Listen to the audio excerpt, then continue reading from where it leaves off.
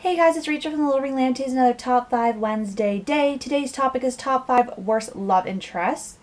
And basically, the Top 5 Wednesday group will be linked in the down bar. Today I'm filming over here because I didn't want to get ready over there, set up my tripod and all that, and I didn't want to put on makeup today or get ready, so it's very miserable outside. Like, my camera is in front of a window and it's just raining and hailing and not that fun.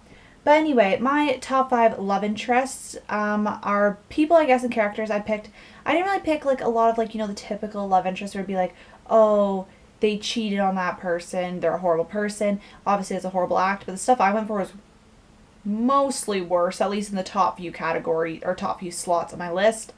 I picked more people that were evil, which made them bad love interests, but you guys will see. Also, there is going to be major spoilers. I'll be telling you guys because I think my number 2 would be a very big spoiler, so I'll let you guys know. So we're starting in with number 5, which I picked John Paul Abernathy IV. He stars in the Princess Diaries series. He's actually also in this book, and this series is by Meg Cabot, of course.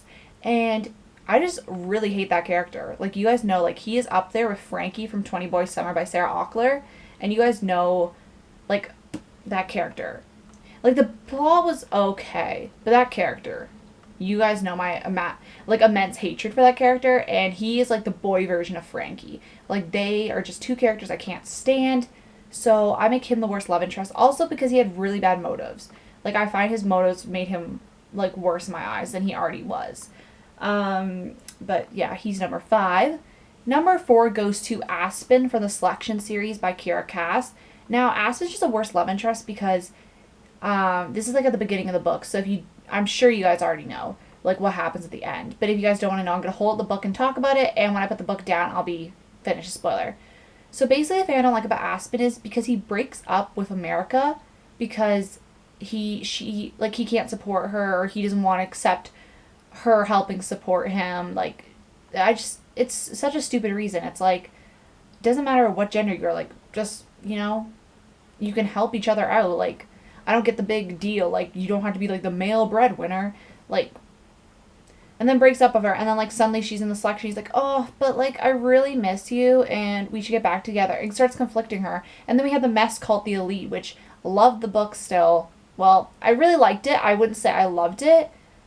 That book, like, could, if it was omitted from the series, be better. But, he just caused all that. Like, I know people blame it on America because, partially it's her fault too, but he just caused that. Like, if he would have just stayed out of it, we would have just had America and Max and chillin'. So, that is who I picked. But also, I'm just going to hold this up. Also, in the third book, though, I like where his storyline goes, but when it comes to the first book and how he treated America, it was kind of jerkish. And then we have number 3, which comes from the Luke series by Anna Godberson. I feel like I've been talking about this series quite a bit lately. I really want to read her Bright Young Things series, so every time I talk about this, I think of that, and I really want to reread this. But the worst love interest is Snowden. I'm pretty sure that is his name. And he, I'm holding this up, so this is going to be another spoiler if you haven't read this book. But basically, he is with Elizabeth in the book, and he basically, I don't even know if you consider him a love interest, but he's supposed to be, like, I think, yes, they're married. I haven't read this book in 4 years, but they're supposed to be married, and he, like, is horrible. Like, there's no words to describe, like, bad. Then we have number 2, which is going to contain the most spoilers because legitimately I'm unraveling everything. But this is Before I Go to Sleep by S.J. Watson. I'm going to hold this up, so spoilers starting now. The worst character is Ben. Okay, so not Ben like the real Ben, but Ben the Ben that...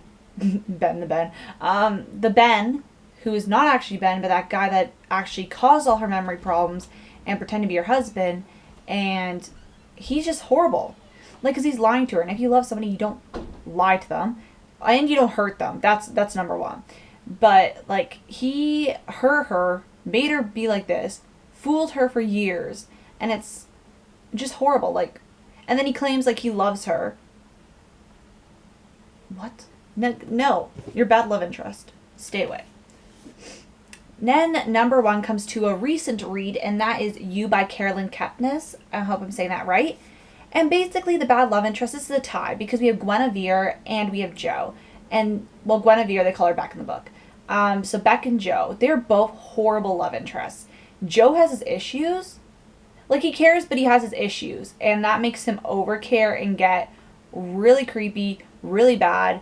I don't excuse his actions. Just, like, you could tell he cares, but he's caring in, like, a psychotic way, I guess, if you would say that. Because, like, this book is about Joe and he's a stalker, kind of. And then Guinevere cares and does all this horrible stuff to the people that she claims she cares about. And they're just both pretty bad love interests. And the fact that this book is about their kind of relationship, it's very hard to read because you're not really rooting for anybody. Like, you see they each have, like, some good qualities, but their good qualities are very much outweighed by their bad qualities. Like, they both have, like, things like reading and stuff in common, and they love literature and stuff. But then all the bad stuff, it's like, they're just horrible to each other, and they're horrible with others, like, even in their other relationships and everything. It's just, they're horrible love interests, and there's 2 of them in that book. But at the same time, it's really compelling to read about, because I feel like most times you get a love interest that you have, like, one side of the party is really bad and the other side of the party is good, and you prefer one or the other. But honestly, in that book, like, it's hard to say if you prefer anybody, because everybody's pretty horrible in that book.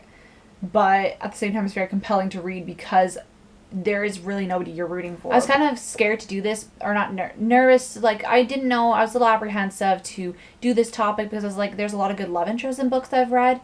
But then I was looking at my shelf and I was like, there's a whole heck of bad ones. And it's just something I don't think about often. So I really enjoyed doing this. If you guys have any worst love interests, definitely let me know, especially if we have books in common. And I want to thank you guys so much for watching, and I'll see you guys later. Bye.